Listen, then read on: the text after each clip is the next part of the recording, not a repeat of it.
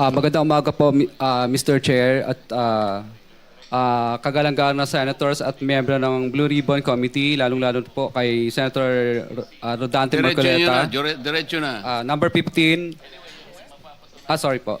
16, paulit-ulit kaming ginamit ng mga nasa pwesto sa sistemang ito. Wala kaming magawa dahil kung hindi kami makikisama, gagawa nila ng problema ang project na na-award sa amin sa pamamagitan ng mutual termination o pagkakaroon ng right-of-way problem na parehong nagdudulot ng hindi matuloy ang implementasyon ng mga proyekto.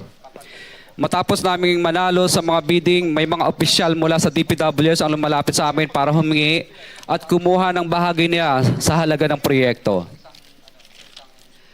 Ang hinihingi nilang porsyento ay hindi bababa sa 10% at umaabot pa sa 25% na naging kondisyon upang hindi maipit ang implementasyon ng kontrata. Ito ay binibigay namin sa kanila ng cash. Ang bawat transaksyon ay may karampatang voucher at ledger na nagsasaad ng mga araw at kung kailan nila ito natanggap.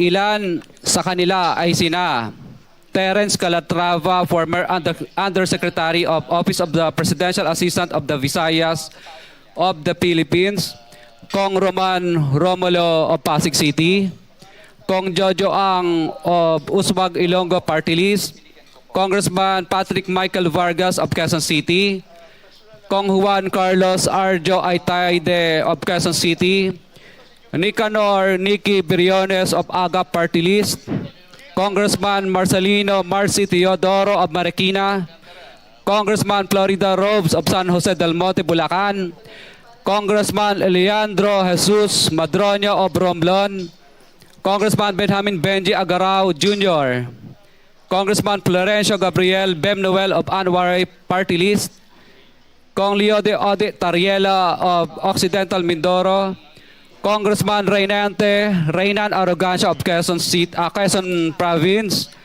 Kong Marvin Rillo of Quezon City, Kong Teodoro Haresco of Aklan, Kong Antonieta Yudela of Zamboanga, Sibugay, Kong Dean Asisio of Caloocan, Kong Marivico Pilar of Quezon City. 21. Mayroon ding mga kinatawan ng ilang politiko na nakikipagtakbo sa amin upang manghingi ng porsyento kapalit ng mga porsyento ng mga proyekto. Ang mga porsyentong ito ay 25% ay ipinipilit sa amin bilang karaniwang kalakaran na wala akong kakainang tanggihan.